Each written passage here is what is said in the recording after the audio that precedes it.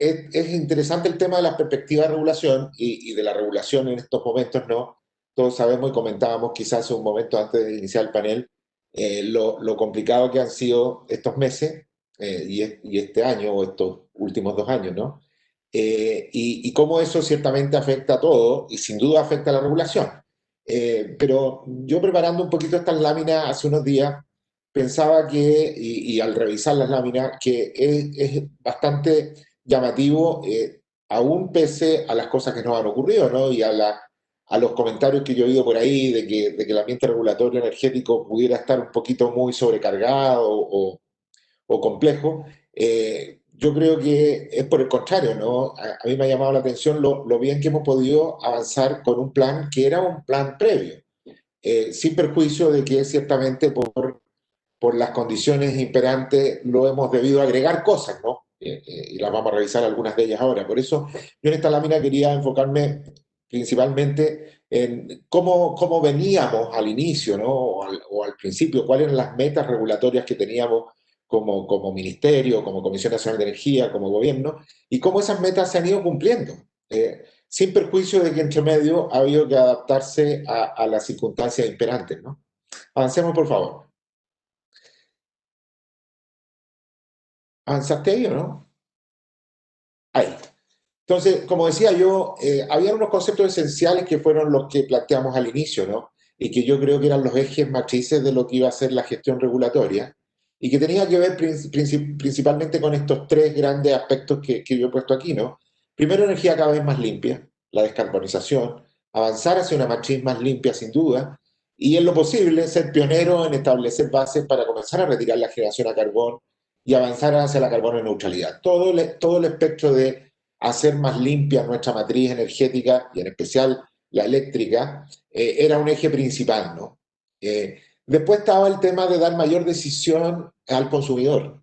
Fue uno de los ejes esenciales siempre en nuestra gestión regulatoria, el tratar de llevar mayor nivel de decisión a los clientes. Y en ese contexto se encuadraron cosas como una esencial, ¿no? Mejorar la tarificación de la distribución.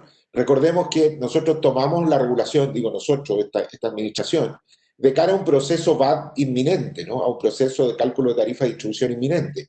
Y esta regulación sin duda que estaba rezagada en los últimos 40 años y había fallas que eran indispensables corregir. Se hablaba mucho al principio de una ley larga, ley corta, pero a nadie le cabía duda que hacía falta corregir cosas importantísimas en los procesos de tarificación del VAT y avanzar hacia una tarificación de distribución más abierta, ¿no? Yo creo que ese era uno de los grandes ejes también, más centrada en los clientes, la calidad de servicio y en arreglar las cosas que no estaban correctas, ¿no? Y finalmente yo creo que había otro tercer eje que era inminente, innegable, que era la adaptación a las energías variables, ¿no? Lo que se ha llamado después la estrategia de flexibilidad. Pero esto también era una conciencia, ¿no? Que había que avanzar con aquellos cambios que facilitaran la integración de las energías renovables, variables, a una matriz que todavía estaba fuertemente condicionada por la generación base, ¿no? Entonces, yo diría que estos tres ejes eran los iniciales, los que siempre dijimos, y los que se han abordado efectivamente. Avancemos una, por favor. Tiene un, tiene un delay, parece. Y yo voy rápidamente avanzando por algunos, ¿no? En la descarbonización, yo creo que aquí es bueno puntualizar dos cosas. Primero, nunca antes en la historia del país se había avanzado de cara a producir el cierre de centrales a carbón. Y se escogió hacer a través de un acuerdo con las empresas, porque en ese momento nos pareció que era la ruta más efectiva, ¿no? Y la menos onerosa desde el punto de vista de intervenir regulatoriamente o crear condiciones que forzaran esto. Y así fue como se logró, hacia 2019, se logró este acuerdo de un primer retiro de más de 1.000 megawatts, ¿no? En los primeros años, de aquí a 2024. Y también se sentaron las bases para que todo el parque generador a carbón pudiera salir. Hay que recordar siempre, porque muchas veces se ha hablado de la fecha 2040, la fecha 2040 siempre fue un tope máximo. Nunca se dijo que la fecha 2040 iban a tener que llegar todas las centrales hasta ahí, ¿no? Por el contrario, siempre fue una hipótesis de los acuerdos iniciales que se sostuvieron con las empresas, que había un plan que se iba a ir adaptando a la realidad, que las empresas lo iban a ir estudiando y íbamos a ir avanzando juntos en ese retiro, ¿no? Y esto ha sido probado más adelante con los anuncios que han hecho los propios las propias empresas propietarias de centrales a carbón, donde han ido modificando muchas de estas fechas y adelantando el calendario como yo lo he puesto ahí, ¿no? Y eso demuestra que el sentido de avanzar en esta descarbonización siempre fue primero en concordancia con lo que podían ir haciendo las empresas y con lo que era lo mejor para el sistema eléctrico. Todo el acuerdo se fundamentó en ciertos ejes que tenían que ver con ir preservando en todo momento la capacidad del sistema eléctrico de reaccionar, de no tener pic tarifarios insospechados o de arreglar la calidad de servicio, ¿no? Y en ese contexto también hay que recordar algo que fue inédito en Chile y que está ahora en proceso, ¿no?, de ser aprobado, que fue la creación de este estado de reserva estratégico, ¿no?, como un elemento que yo creo que cualquier plan de descarbonización futuro debe tener. No parece prudente que uno, en un escenario incierto, en que vamos probando nuevas tecnologías y vamos adaptando el sistema a una forma que nunca había operado antes, ¿no?, con mucho más energía variable, uno no tenga un mecanismo en el cual pueda un poquito arrepentirse, ¿no? No parece prudente aquí quemar siempre todas las naves. Y esto de poder retirar la central y dejarla en un periodo de hibernación, una central a carbón que en algún momento puede ser necesaria, retirarla ciertamente de operación, que no siga haciendo emisiones ni contaminando, pero dejarla por si acaso tenemos algún problema grave que no previmos, a mí me parece del toda lógica y prudencia cuando uno trabaja con sistemas tan complejos como estos, ¿no? Avancemos, por favor. Y por eso, de paso mencionar lo que ha venido ocurriendo después, ¿no? Esta idea de anticipar mucho el retiro del carbón, nosotros nos hemos ido oponiendo, digo, desde la Comisión Nacional de Energía, o más que oponiendo, mostrando lo que implicaba hacer esto, ¿no? Y mostrando que la ruta que habíamos escogido nosotros a través de este concepto de ERE, a través de un calendario que fue atendiendo a la necesidad del sistema, era la mejor ruta, y no proceder a un retiro abrupto, ¿no?, de un parque que sin duda si lo hacemos, y como muestran los gráficos, y esto está tomado en la exposición que yo en su momento llevé al Congreso, ¿no?, produciría aumentos de precios extremos, ¿no?, y produciría una situación de contingencia. No es dable pensar que uno puede sustituir el 40% de generación que tenemos con carbón por el gas natural o petróleo sencillamente, ¿no? Incluso si uno quisiera hacer eso, tendría que ser muy prudente en tomar muchas medidas relativas al parque de generación a gas que no se están tomando, como garantizar los suministros, garantizar que las empresas puedan operar con ese gas, que tengan agua para enfriamiento, una serie de problemas. Los ciclos combinados en general son mucho más delicados para operar que el carbón, y la generación a gas, en las veces que la hemos necesitado intensamente, ha probado ser compleja, ¿no? Las centrales después de un periodo fallan, cuando llevan mucho tiempo funcionando fallan, etcétera. Entonces, desde todo punto de vista, nosotros tenemos un compromiso con la descarbonización, está demostrado desde el inicio de estos acuerdos y de esta idea matriz, como decía, que teníamos desde el principio, de avanzar de forma inédita en descarbonizar, pero prudentemente, ¿no? Y los retiros abruptos no parecen la forma de hacerlo prudentemente. Avancemos, por favor. El otro tema, que yo decía que era el eje principal, y creo que se ha desarrollado muy exitosamente, ¿no? Pasa desapercibido, pero hoy día estamos en pleno proceso del cálculo de las tarifas de distribución. Fue escogido el consultor está haciendo los estudios, está funcionando el comité de tarificación del VAT. Estamos en el medio del proceso de tarificación de la distribución, motivado o fundamentado en la ley corta de distribución que se tramitó en el Congreso el año pasado, y que efectivamente está cumpliendo con lo que era uno de los objetivos iniciales, haber corregido todos aquellos elementos, ¿no? Rentabilidad, la reducción de la tasa del 6 al 8%, haber corregido esta cosa que era un poquito anacrónica y antigua, de que había una suerte como de negociación implícita en los valores, en que las empresas decían un tercio, dos tercios, y ponderábamos matemáticamente, y tanto el regulador como las empresas con los respectivos costos se diseñaban a esta mecánica de un tercio, dos tercios. Eso se fue. Ahora tenemos un estudio de costos que se está haciendo con la mayor transparencia y participación, y que en cualquier caso va a ser visto por el panel de expertos si hubiera problemas o hubiera discrepancias, ¿no? Con mucho mayor representatividad aumentamos la cantidad de áreas típicas para las cooperativas distribuidoras al doble. Eso pasa un poco desapercibido, pero antes se hacía un estudio para 6 áreas típicas, ahora lo estamos haciendo para 12. O sea, en todo sentido, lo que se hizo con la ley corta y que se está aplicando hoy día fue un gran avance, y un avance que era absolutamente necesario. Y de paso también se llevó adelante la ley o los artículos relativos al giro único, que también se están aplicando. Entonces, allí ha habido dos avances, tanto en la descarbonización, creemos nosotros, como en la tarificación de la distribución, dos avances tremendos que están siendo aplicados y que van a redundar en un mucho mejor cálculo de los costos, ¿no? Y de la tarificación. Y esto, de nuevo, un compromiso con la modernización y las tarifas a clientes, tal como lo expresamos al principio. Avancemos, por favor. Ahora, ciertamente quedaron elementos en la ley de distribución que también yo creo que son un tremendo perfeccionamiento, ¿no? Y que son los perfeccionamientos de largo plazo y que tienen que ver con los dos ejes que están un poquito puestos en la proposición de portabilidad, ¿no? Acerca de cómo trabajar los temas asociados a la portabilidad, a la calidad de servicio y a la generación distribuida, que son ejes que están en proceso hoy día, ¿no? Avancemos, por favor.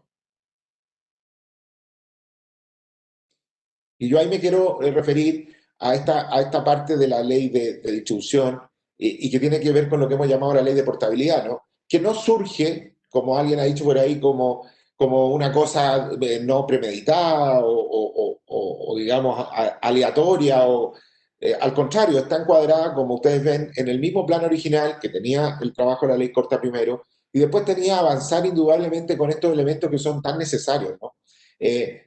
Todo el esquema de comercialización, de licitaciones que tenemos es antiguo, fue diseñado para otras realidades del sistema y sin duda que estamos en condiciones de avanzar en los temas que plantea la portabilidad, ¿no?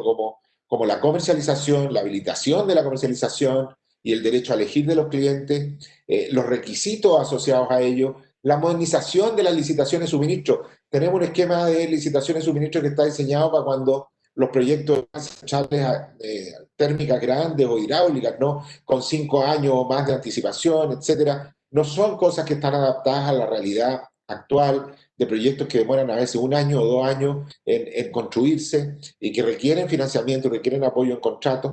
Entonces, todo lo que está tratado en la ley de portabilidad que está hoy día propuesta en el Congreso, a nosotros nos parece, primero que era del todo necesario. Yo recuerdo por ahí en algún seminario alguien, algún personaje muy relevante del sector energético decía primero algo como, creo que esta ley es sumamente necesaria, pero Arreglón decía, pero ¿para qué la presentan ahora? Entonces, no, esto había que hacerlo indudablemente, y los temas de portabilidad, modernización y el gestor de información también, como está puesto en la lámina, administrar todo esto es un tema muy relevante y nosotros nos parece que no había que esperar para esta ley de portabilidad. La podemos discutir, la podríamos discutir mucho, pero en su esencia son elementos de cambio muy necesarios para el momento en que estamos, para los momentos en que vienen.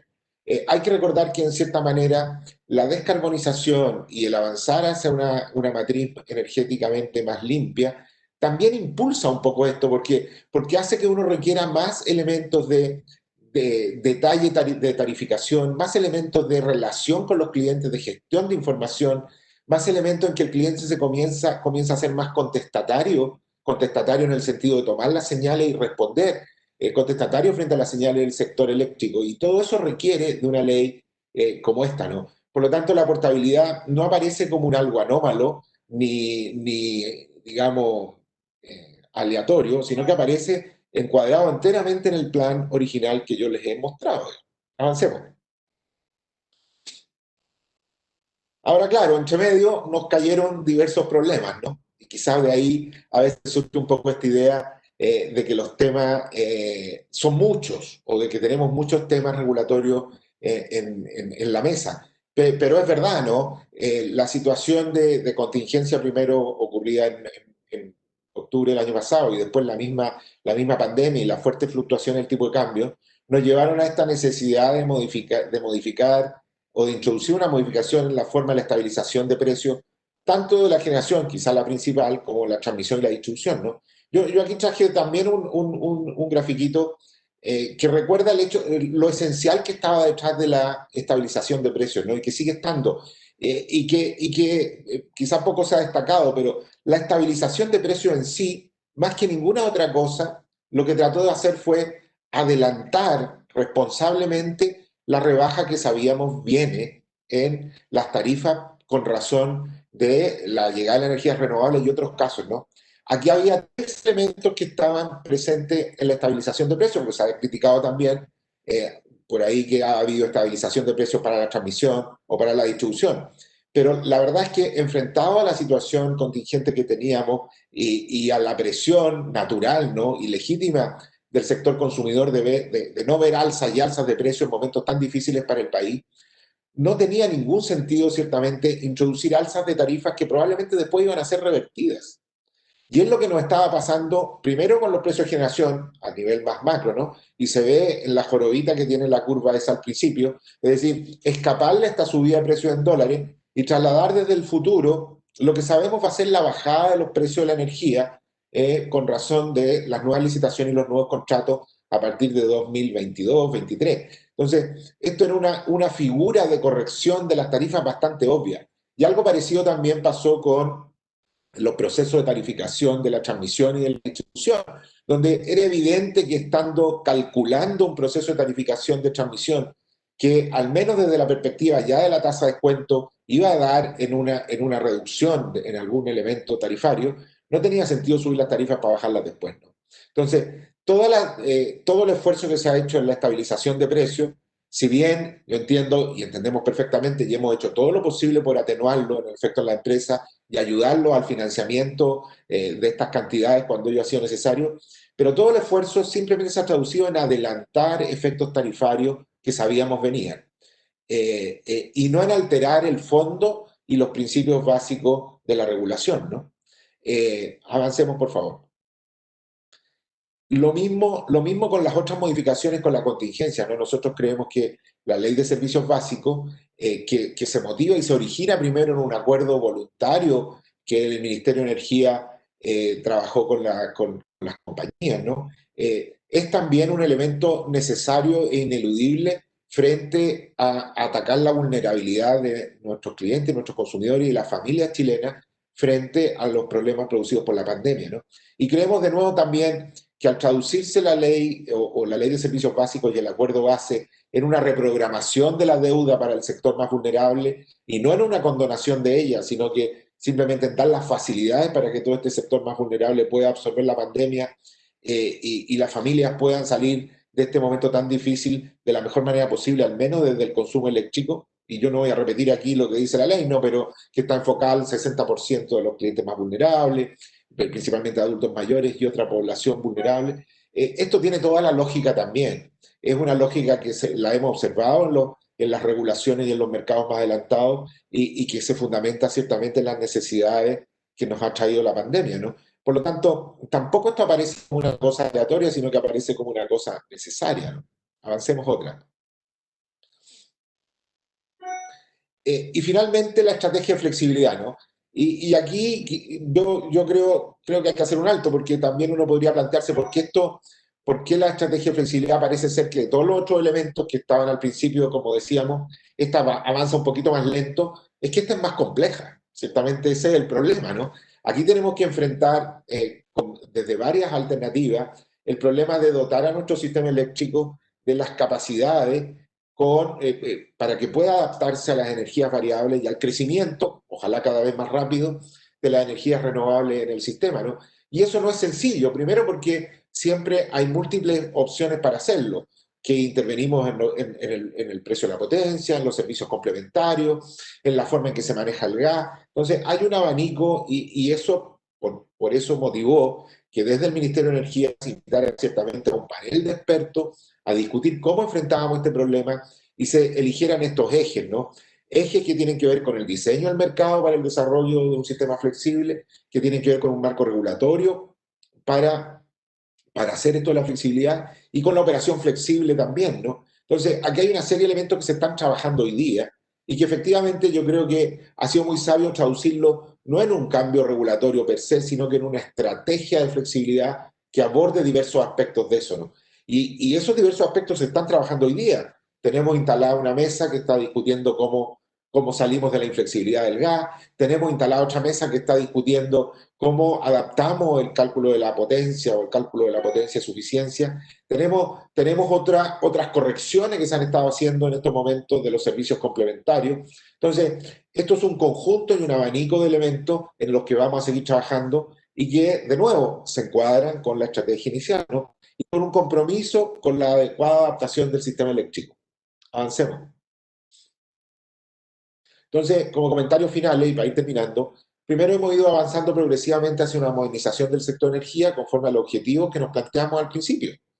Avanzamos hacia una matriz más limpia, en forma responsable y coordinada, minimizando todo impacto hacia los clientes, o minimizando en lo posible, y siendo pionero en establecer base hacia la carbono neutralidad.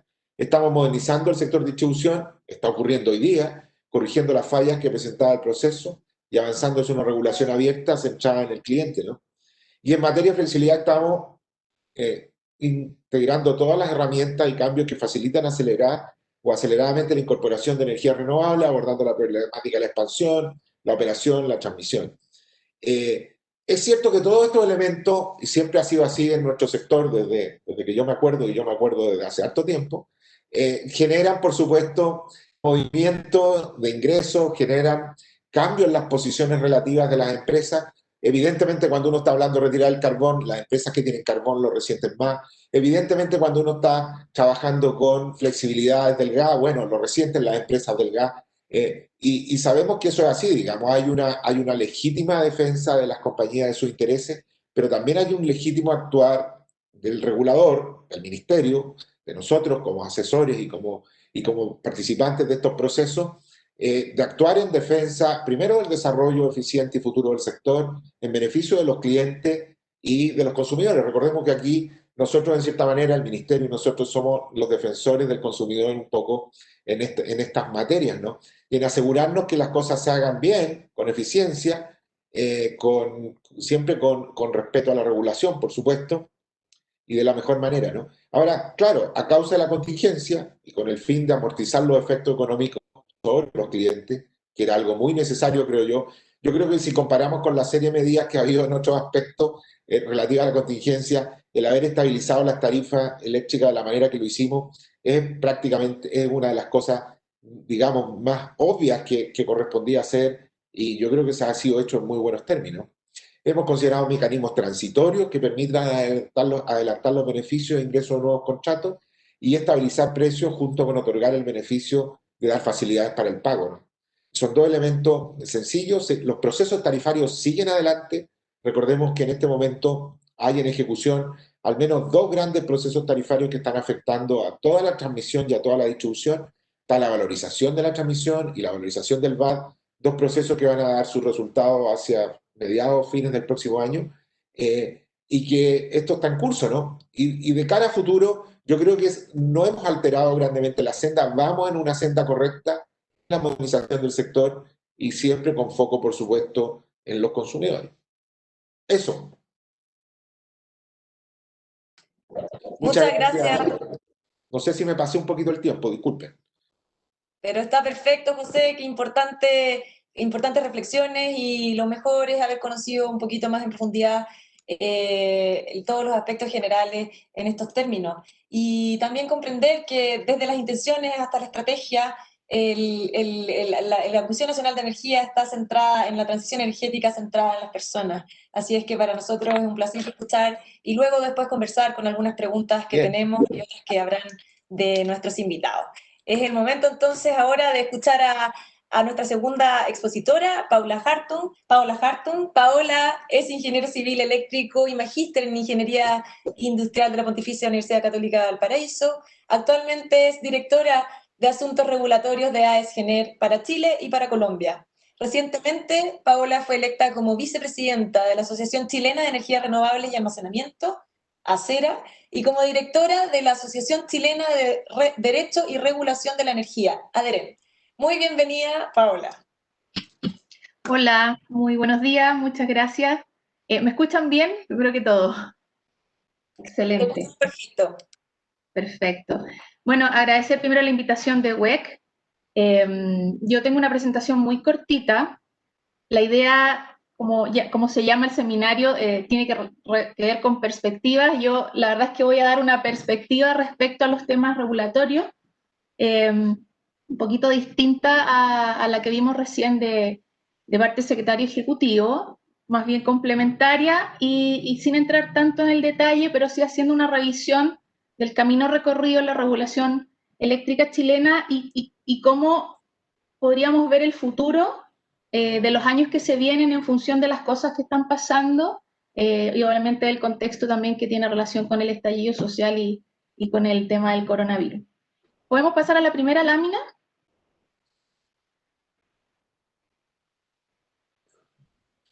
Bueno, aquí básicamente yo los invito a hacer un recorrido y una revisión muy gráfica de lo que fueron los últimos 20 años regulatorios en el sector eléctrico chileno.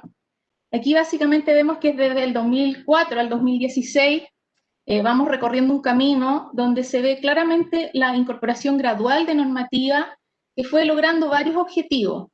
Primeramente, incorporar nuevas tecnologías al sistema eléctrico chileno que tenía que ver con el boom de las renovables. También se hicieron iniciativas regulatorias tendientes a mejorar el acceso a nuevos actores, a incorporar a agentes tanto de generación como de transmisión en el sistema eléctrico chileno. Iniciar incentivos moderados a la generación distribuida, a la autoproducción y a la producción residencial de electricidad. Y también las primeras reformas o mejoramientos al segmento de transmisión en lo que respectaba a su planificación y remuneración. Este periodo cierra el año 2016 con una gran modernización de la Ley General de Servicios Eléctricos, que básicamente los temas más importantes que contempló en ese momento tenían relación con el estampillado de la transmisión hacia la demanda, crear un operador único de las redes eléctricas chilenas, habilitar el sistema de almacenamiento para participar en todos los mercados, y básicamente reordenar aspectos de generación y transmisión en general, debido a que, bueno, la Ley General de Servicios Eléctricos ya tenía más de 30 años y es importante modernizar algunos aspectos.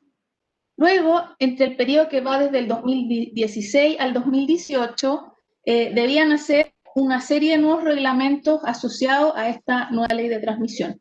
Una carga reglamentaria bastante importante que ha requerido un esfuerzo muy grande de parte del regulador para ir implementando básicamente el contenido de la ley.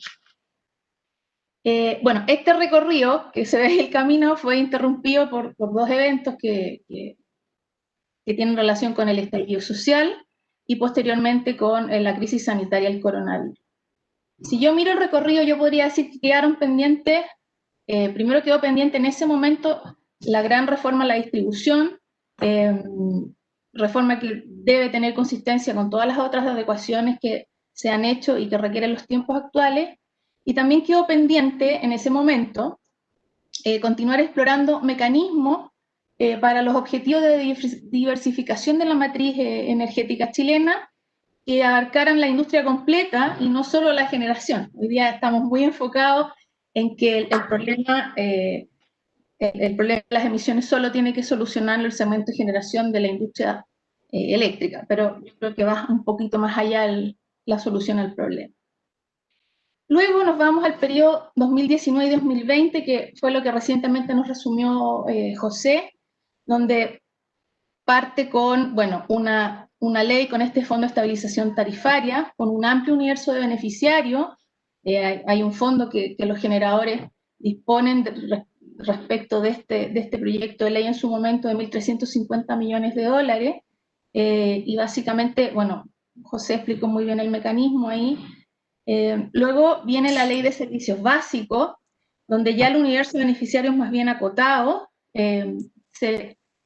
Esta ley acude o socorre a quienes realmente requieren el soporte durante la crisis económica que viene como consecuencia del estallido, bueno, y además del estallido y de la crisis sanitaria que vive Chile. Y también hay otras medidas tendientes a mantener el nivel de las tarifas al cliente final, donde se incluyó la rebaja de la tasa a la distribución y donde también se fijó algunos ingresos del segmento de transmisión. También entre el 2019 y el 2020, en el marco de la estrategia de flexibilidad que también la comentó recién José, y como resultado también de la solicitud de algunos senadores, se compromete la revisión del mercado de la potencia, revisión que actualmente también está en curso.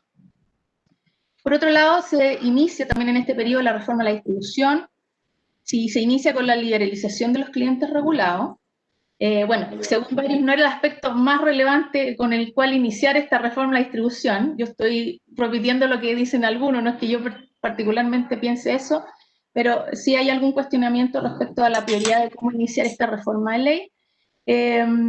Claramente el objetivo se convierte en una interesante meta que requiere bastante trabajo por parte del regulador y también de las empresas. Y en paralelo, y no puedo dejar de mencionarlo, se activa un proyecto de ley en el Congreso que pareciera intentar sustituir una nueva política energética, proyecto que transversalmente el sector revisa con cautela, también lo dijo José, el regulador y el Ministerio ya han presentado su postura ante el Congreso.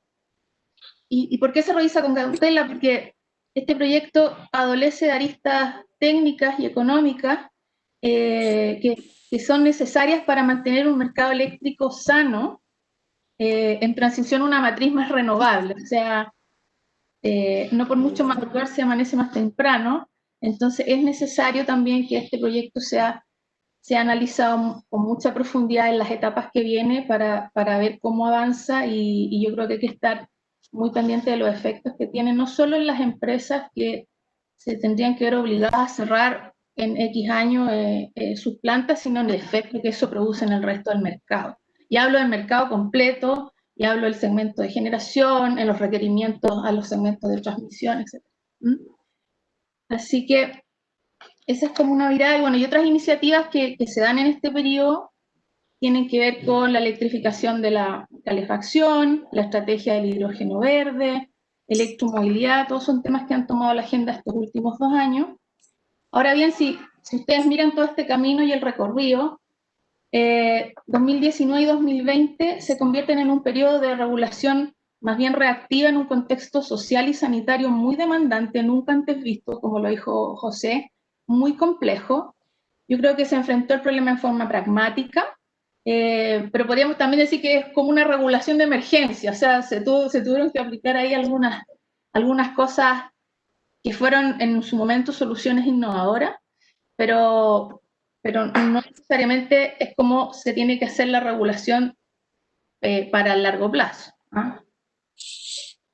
Ahora, solo para cerrar esta lámina, podría concluir que entre el 2019 y el 2020 se ha hecho un esfuerzo titánico, tanto de la industria eléctrica en forma transversal, como también de la gestión regulatoria, de Ministerio y Comisión Nacional de Energía, y bueno, y todos los entes que trabajan asociados a esto, como el Coordinador Eléctrico Nacional. Y esto además ha requerido una implementación muy compleja.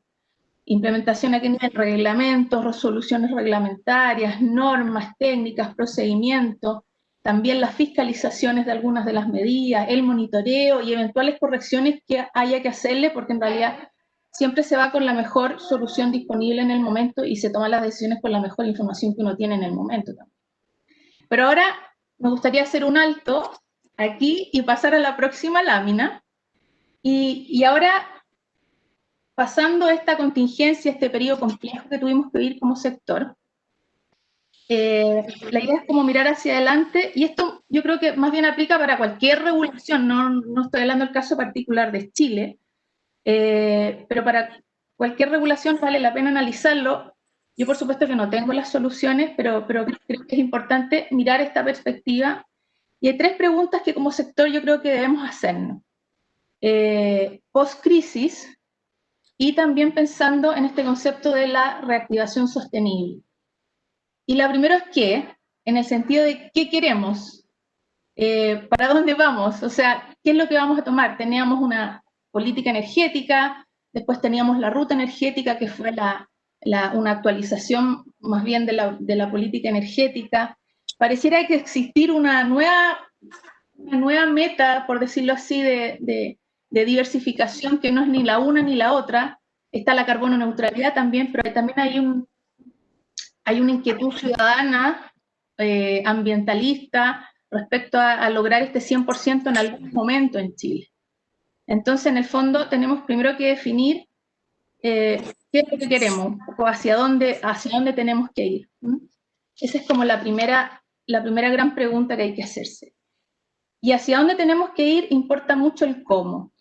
Y el cómo será fundamental porque el 2019 y 2020 fue muy duro para el sector eléctrico chileno.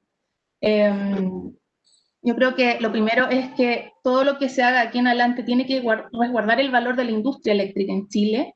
Es un sector productivo, de grandes inversiones, que genera mucho empleo, que ha tenido un crecimiento estable y positivo los últimos prácticamente 20 años.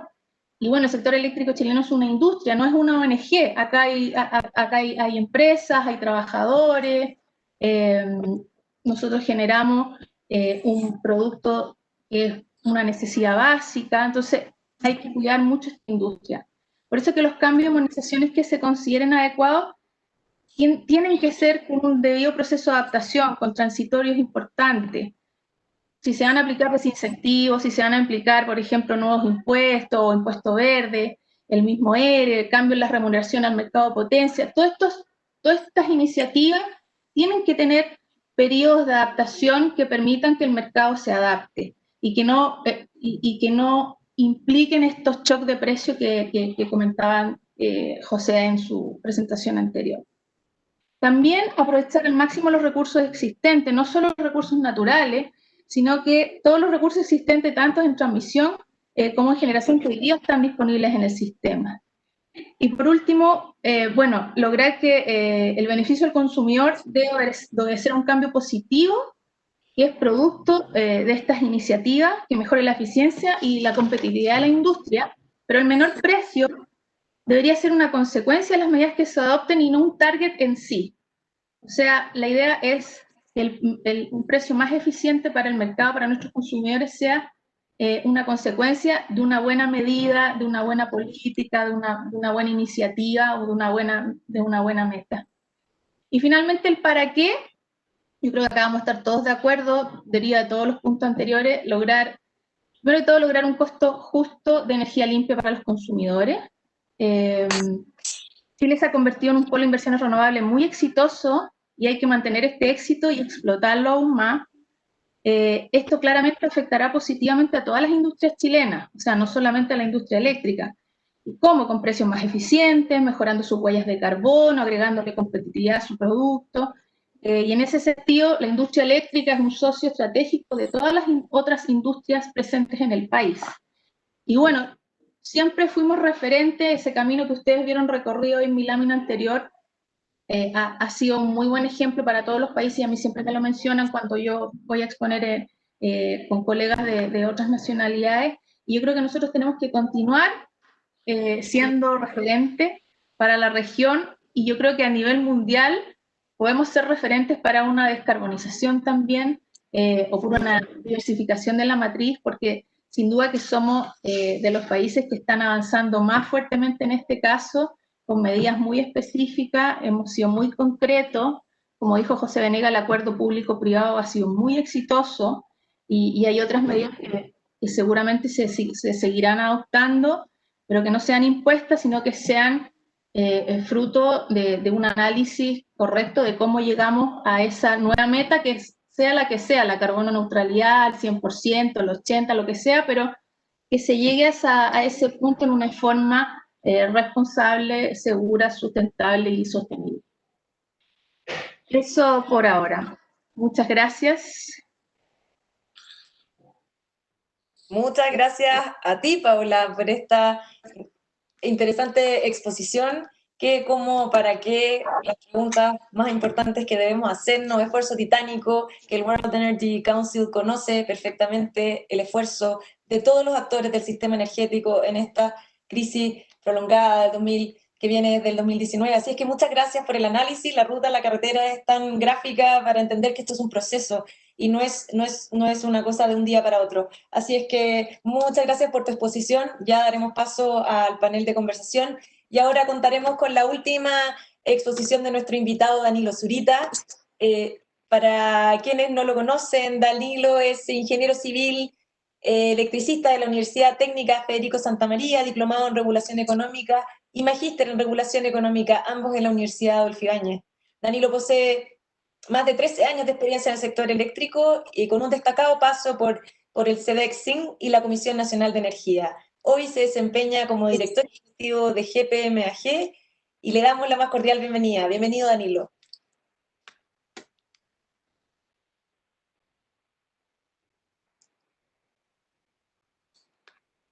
Danilo, no te escuchamos.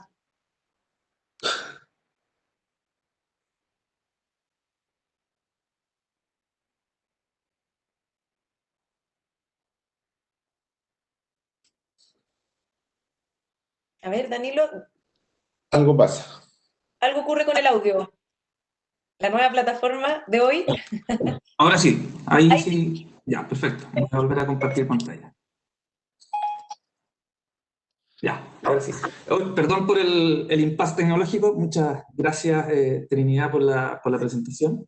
Primero, obviamente, agradecer la invitación y la organización de Web Chile para esta instancia, y también agradecer a toda la audiencia que está presenciando estas interesantes ponencias. También, obviamente, dar las gracias a José y a Paola por las presentaciones anteriores. Bueno, entrando en materia, también voy a hacer una presentación bastante lo más breve posible para poder entrar ya a las preguntas y respuestas que podamos dar de los asistentes.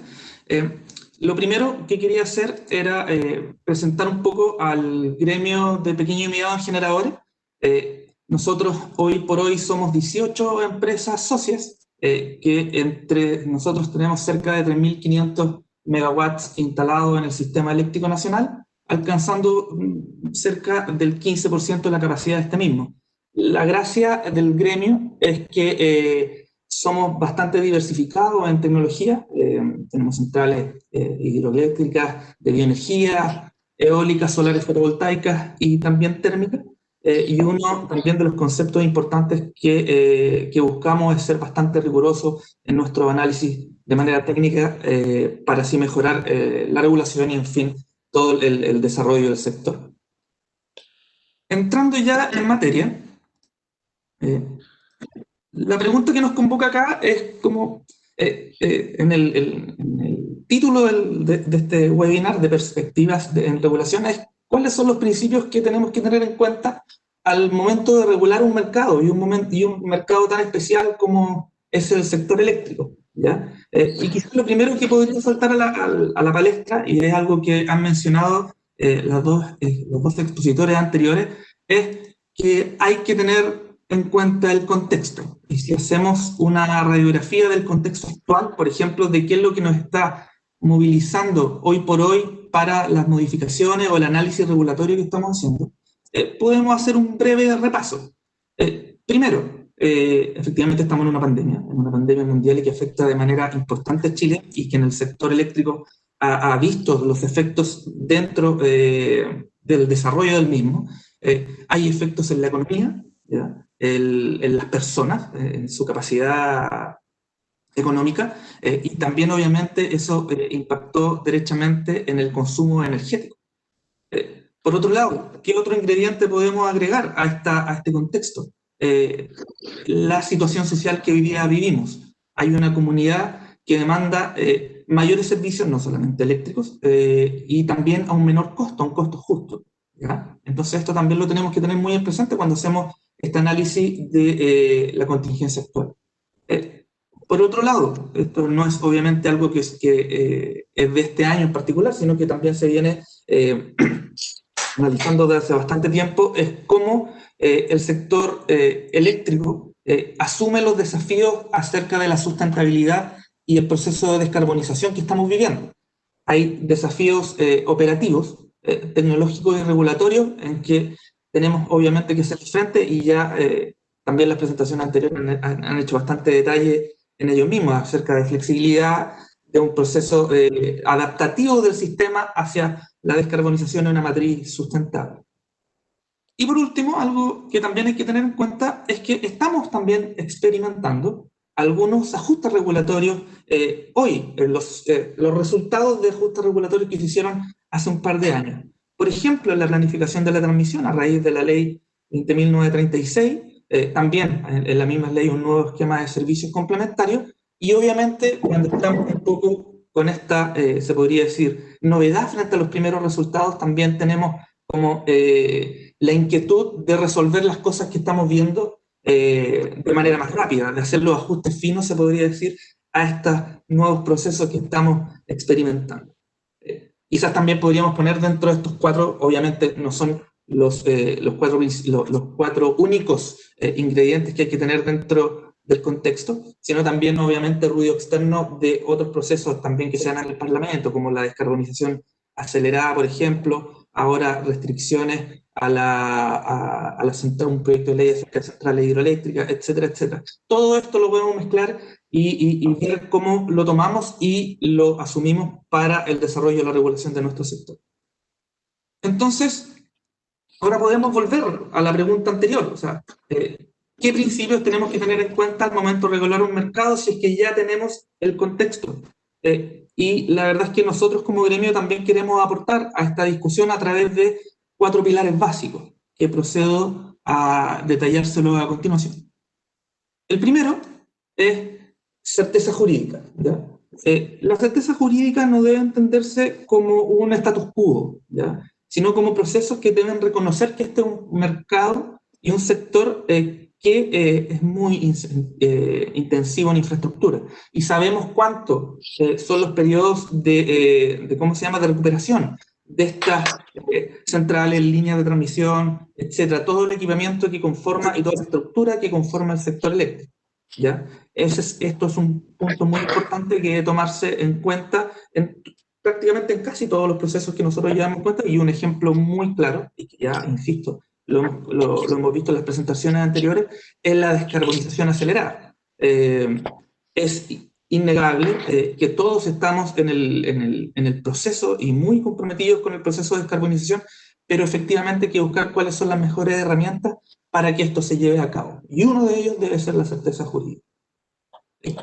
La neutralidad tecnológica permite que los actores sean los que definan cómo van a proveer los diferentes servicios, productos, etcétera, que necesita el sector eléctrico. Y es un ingrediente, por ejemplo, muy importante que tenemos que tener en la discusión de las modificaciones, por ejemplo, del reglamento de la suficiencia. El producto es la disponibilidad para cuando el sistema lo requiera, en las circunstancias que ésta demande. Y eso puede provenir de una gama de tecnologías, una gama de centrales, etcétera, etcétera. Otro punto que nosotros también encontramos que es muy importante y que debe estar presente como principio regulatorio es la eficiencia económica.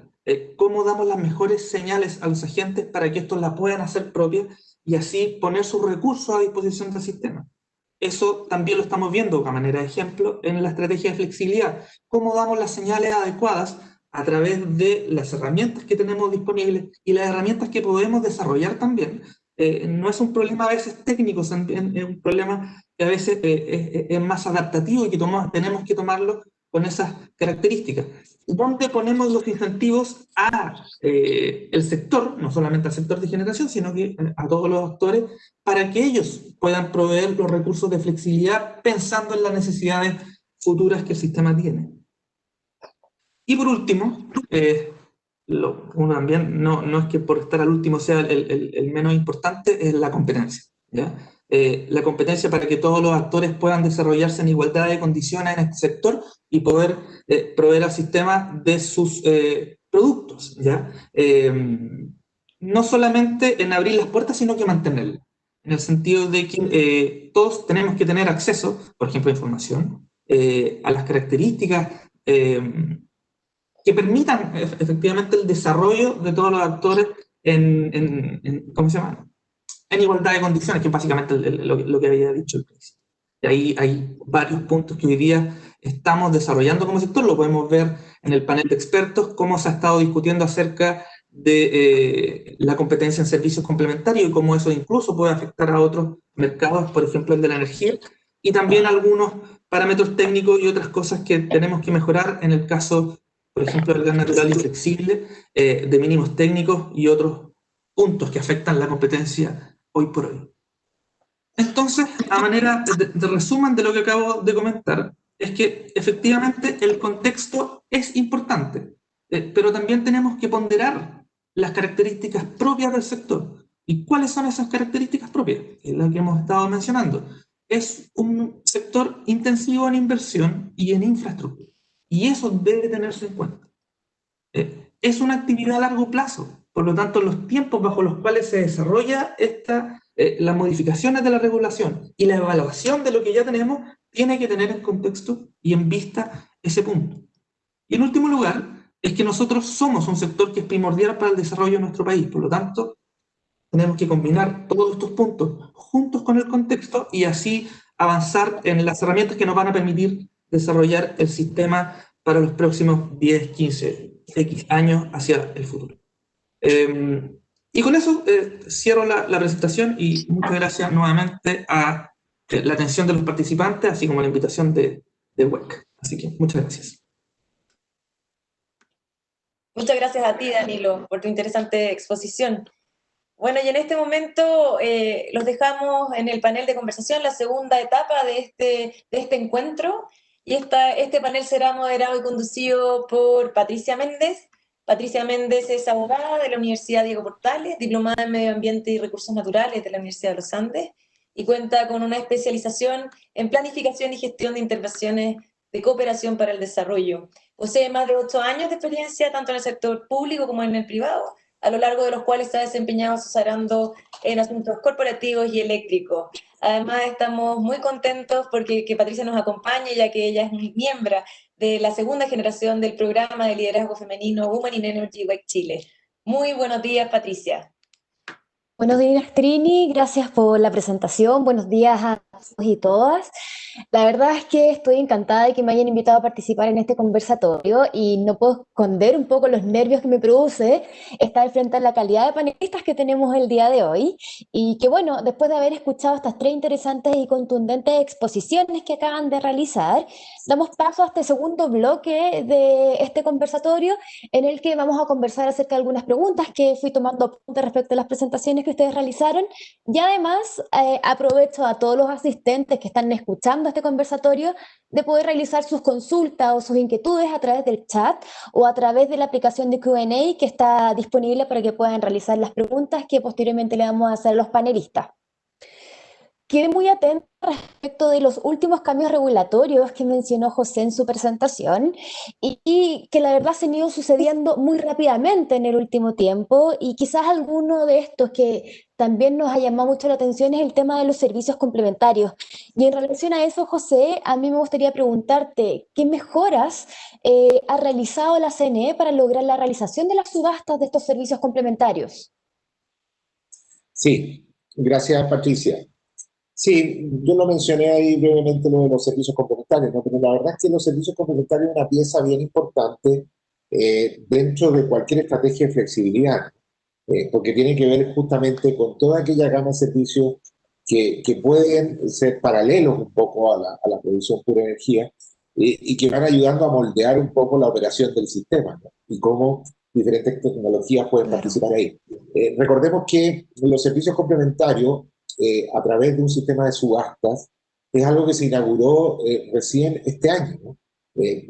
Particularmente partimos el 1 de enero de 2020, y por lo mismo como que hemos estado todo el año en una suerte, no diré de marcha blanca, porque ha estado funcionando con todo rigor, pero sí en observación, ¿no? En observación si el diseño que se hizo tanto reglamentariamente, en las normas, etcétera, y en la aplicación que ha hecho el mismo coordinador de ellos, está haciendo lo que queremos que haga, es decir, que efectivamente haya competencia, haya transparencia y que los servicios complementarios finalmente, sobre todo los que tienen que ver con la regulación de frecuencias, ¿no? Que son los más importantes en sus diversas fases temporales, están proveyéndose de la manera más eficiente posible, en ese sentido, ¿no? No voy a irme a la larga historia, en algunas de las curvas que mostró Paola estaba la historia de los servicios complementarios, ¿no? Y cómo estos primero se incluían o primero eran incluso gratis, y cómo hemos llegado a que ahora haya un mercado en que las empresas oferten por ello. Ahora, de la observación de lo que pasó en el año, yo creo que efectivamente surgieron críticas, ¿no? Diversas. Surgieron críticas de clientes que vieron que les aumentaban las cuestas de alguna manera especial, porque estos costos después van en diversas formas a las tarifas, ¿no? Entonces, hubo también aprehensiones, tanto nuestras como del coordinador, si estaban participando todos los que debían participar, si esto estaba promoviendo, por ejemplo, que participaran energías renovables, si los precios estaban saliendo muy altos, si había, porque siempre en estos esquemas de subastas hay alguna aprehensión de que, bueno, la competencia no sea lo perfecta que todos quisiéramos que fuera. Entonces, yo creo que el resultado de eso descubrimos que había algunos elementos que era bueno corregir. Había unos elementos que se referían, por ejemplo, a los precios máximos. Hasta dónde uno acotaba los precios máximos de estos servicios para asegurarse de que de ahí no se pasara la cosa. Había también otros elementos que tenían que ver con las componentes de algunos de estos servicios, porque el servicio en sí mismo involucraba un costo que se refería al costo alternativo de proveer la energía. Entonces también ahí había algo raro. Son cosas bastante técnicas, ¿no? Pero efectivamente desde la Comisión Nacional de Energía, lo que nos correspondía a nosotros, que nos correspondía adecuar algunas resoluciones, y con mucha conversación, tanto con las empresas como por cierto, con el coordinador, que es el administrador de esto, hicimos unas modificaciones que en este momento están en consulta. Modificamos algunas de nuestras resoluciones que tenían que ver con esto, están en consulta justamente para tratar de que los servicios complementarios y el sistema de subasta se reanude lo antes posible. Nosotros tenemos que como a mediados de septiembre a contar reanudar. Muchas gracias, José. Gracias por tu explicación. Y Paola, me gustaría consultarte a ti ahora, porque tú utilizaste este concepto de regulación de emergencia, haciendo referencia a todos estos últimos cambios normativos que se han experimentado durante el año 2019 y 2020, y bueno, y a la posición de referente que tiene Chile dentro de los países de la región. Y en ese sentido, me gustaría preguntarte si crees que esta cantidad de cambios regulatorios que hemos experimentado podría afectar la certidumbre regulatoria de Chile y la posición que tiene frente al resto de los países de la región. Gracias, Pati, por la pregunta. Bueno, Danilo lo mencionó por ahí a propósito de la certeza jurídica y del tipo de mercado que nosotros tenemos. A ver, yo creo que efectivamente el 2019 y 20 fue un periodo extraordinario y hay que entenderlo como eso, como un periodo extraordinario. Y las cosas que se hicieron o las medidas que se tomaron en ese momento, entenderlas en ese contexto. Yo creo que todos debemos hacer un esfuerzo por retomar la regulación más de régimen de mediano a largo plazo. Yo creo que se puede con un trabajo conjunto, tanto el regulador con la industria y ojalá que no sea, no sé, el Congreso que nos imponga cosas, sino que nosotros podamos buscar las mejores soluciones para el sector, porque somos también los que mejor entendemos el sector. Este sector es de una operación muy compleja, tanto en lo técnico como en lo económico. Y en cuanto a Chile, comparativamente hablando con otros países, bueno, la regulación en Chile ha sido referente, sobre todo lo que tiene relación con diversificación de matrices, y eso pasa porque Chile parte de una forma más vanguardista, por decirlo así, en este sentido, y por eso que yo creo que ha sido referente y ha tenido una regulación muy exitosa al respecto. Otros países han resguardado más bien los mercados locales, por ejemplo el gas, lo que probablemente retrasará su producción libre de emisiones, pero yo creo que esa tiene que ver como la principal diferencia con otros mercados, que nosotros fuimos un par de pasos más adelante. Perfecto, Paola, gracias. Y bueno, finalmente, Danilo, también me voy a hacer una consulta en relación con algo que tú mismo presentaste y que mencionas como uno de los pilares fundamentales respecto de la regulación eléctrica, que es el tema de la competencia en los mercados. Y en ese sentido, ¿tú crees que las últimas modificaciones regulatorias se han hecho cargo de fomentar la competencia en este sector eléctrico y cómo podríamos avanzar en ese sentido? Gracias, Patricia, por la pregunta. Sí, primero que nada, volver a recalcar que la competencia es un pilar fundamental. Y yo creo que dentro, obviamente, nuevamente, yendo al camino que mostró Paola, muchas de las últimas modificaciones legales que se hicieron van en esa dirección. La ley de transmisión, por ejemplo, que establece el cargo hacia la demanda, va así también a propender hacia precios bajos y aumentar obviamente la competencia, dado que como que esta nube de identificar cuál era la posibilidad de peajes que en algún momento iban a pagar los generadores, aumentaba el riesgo estaba inherente en la decisión del generador al hacer oferta de contrato de suministro. El esquema de licitaciones, las modificaciones que se hicieron tanto con los bloques de suministro, ya sean los horarios como los trimestrales, que también iban haciendo un guiño a las centrales hidroeléctricas, aumentaron en gran número el número de participantes y de empresas de generación que hoy por hoy actúan en el sector. Para que decirlo también, volver a repetir lo que mencionó José en su presentación, de la competencia que se pretende incorporar en el mercado de la distribución a través de la comercialización, ¿ya? Y muchas modificaciones de la ley 20.936 que apuntaban al acceso abierto. O sea, el acceso abierto también es un driver de competencia, con reglas claras de cómo se interactúa entre los diferentes agentes coordinador, empresas de transmisión y también aquellos que quieren entrar en el sistema. Lo importante quizás para el futuro es que esto obviamente no es un fuego artificial, de que fue una luz de un momento y que se apague una vez iluminado la noche, sino que a todos aquellos que entraron y que vieron que este era un país y un sistema y una regulación que propendía hacia la competencia, obviamente también hay que mantener esas expectativas.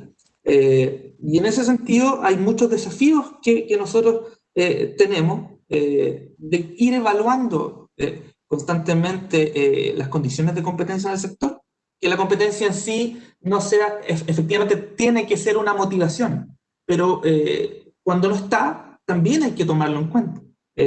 Por ejemplo, en servicios complementarios, no es porque deseamos la competencia que tiene que ser un mercado competitivo, sino que se tiene que establecer las garantías y el contexto para que esto así sea. Y eso es algo que se ha estado discutiendo, y como yo lo mencioné en el ¿cómo se llama?, en el panel de expertos, atendiendo no solamente la afectación de la competencia en el mercado de servicios complementarios, sino cómo este también puede afectar también mercados como el de la energía.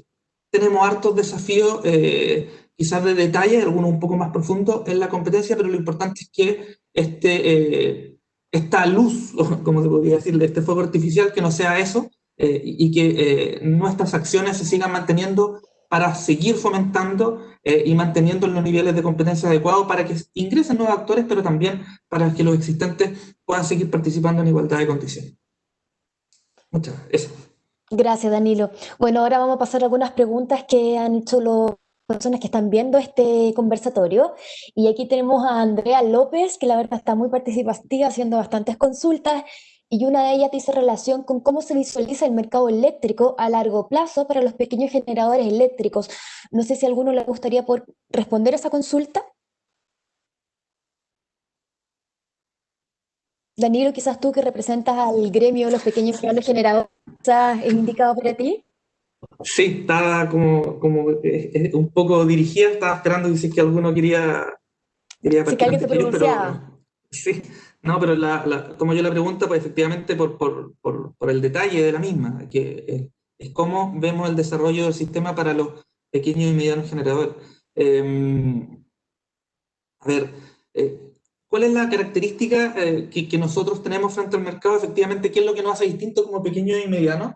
Es efectivamente esta disposición a participar, pero con otras herramientas. Y las herramientas, como lo dije, a través de la competencia deben ser iguales para todos. El acceso a la información, el acceso a ¿cómo se llama?, a la voz, a la opinión, a cómo transmitir los dolores de este sector hacia las diferentes instancias de decisión y de diálogo, como el Parlamento, estas mesas de trabajo, etcétera, etcétera. Eso es como, quizás como desafíos conceptuales, entre comillas, de cómo nosotros estamos expectantes de qué es lo que se viene en el futuro. Pero en mecanismos ya más, ¿cómo se llama?, propio o algún tema en particular, yo creo que los desafíos van en cómo esta nueva forma de ver el mercado, a través de la flexibilidad, de cómo está cambiando el mercado de la energía, con la generación de energías renovables, etcétera, etcétera, cómo se van manteniendo esos principios de que efectivamente el marginal sea el marginal, ¿ya? Y que ese driver de decisión se siga manteniendo y se siga calculando de la mejor manera, y de que no hayan afectaciones, como por ejemplo lo que hoy día pasa con el gas natural inflexible. Eso es una afectación importante que cambia, importante, o sea, que cambia de manera importante, valga la redundancia, la señal del marginal, y eso afecta a todos, no solamente a los pequeños y los medianos. Como lo mencioné, de servicios complementarios, de cómo las herramientas también se van usando adecuadamente, así que estamos hablando de suficiencia, que lo que se pretende hacer en ese mercado sea en pos de la suficiencia y no con otros objetivos, como por ejemplo el de la descarbonización y el ERE, que sin desmerecer y estando de acuerdo con el objetivo de la descarbonización, tenemos que usarlo con los mecanismos adecuados. Hay muchas herramientas, no sé si muchas, pero otras herramientas muy efectivas que dan señales importantes, por ejemplo los impuestos al CO2, que obviamente van a traer efectos de corto plazo, pero en el mediano o largo plazo sí van a dar las señales adecuadas para la proyección del sistema futuro. Yo creo que esos son un poco los grandes desafíos de los pequeños y medianos, y que se tomen en cuenta también cuáles son las diferencias estructurales en cuanto a economías de escala. Perfecto. Y Paola, bueno, tú como representante también de una de las empresas más grandes de generación que tenemos acá en Chile, a mí me gustaría consultarte respecto a la actual discusión del proyecto de descarbonización que está en el Congreso y cuáles podrían ser los posibles resguardos que deberían considerarse para mantener la seguridad y calidad en el suministro eléctrico tan importante. A ver, bueno, independiente de la empresa que yo represente, ¿no? Yo creo, como lo mencioné en mi presentación, este proyecto de ley yo creo que tiene un fin muy noble, pero debe ser analizado, revisado, conducido también, no solo por la Comisión de Medio Ambiente del Senado y de los diputados, sino que también por la Comisión de Minería y Energía. Yo creo que los llamados a definir o a pronunciarse respecto a la seguridad y suficiencia del sistema es el Coordinador Eléctrico Nacional, es la Comisión Nacional de Energía. Yo creo que ellos han hecho unas sendas presentaciones en el Congreso. Yo creo también que todos los otros agentes están muy pendientes de cómo se va desarrollando esto, porque la transición tiene que ser responsable, la transición tiene que tener medidas adecuadas de mitigación, y para llegar hasta ese punto hay que recorrer un camino que no es inmediato y que probablemente no sea el 25, sea otro año, y hay que ver cómo llegamos a ese otro año, si es que se define un año en particular, o bien permitir que se produzca la descarbonización natural que se ha estado produciendo en Chile desde hace algunos años a la fecha. Todas las estimaciones indican que el 2030 se van a cumplir las políticas energéticas 20 años antes. Entonces, yo creo que no tiene mucho sentido hoy día forzar una descarbonización que nosotros creemos que ya está totalmente lanzada, además que hoy día ningún otro proyecto se va a construir, va a ser probablemente ni de carbón ni de gas. Yo creo que a medida que va avanzando también la normativa, el diésel también tiene que ir desapareciendo de la matriz. Entonces, yo creo que podría ser un eso no, que hoy día no es necesario. Yo creo que realmente estamos en un proceso de descarbonización natural. Ahora, si se avanza con el proyecto de ley, eh, yo creo que todo el sector tiene que estar muy atento y en el fondo poder compartir las definiciones necesarias para que esto se haga de manera responsable y no termine siendo al final el remedio, o sea, al final la solución no sea la adecuada. Muchas gracias, Paola. Finalmente, en razón del tiempo, tengo una última consulta para José que realizan acá desde el chat Iván Céspedes, que pregunta cómo afectará este proceso de VAT que se está realizando a los precios de las tarifas reguladas, tomando en cuenta que se encuentran estabilizadas.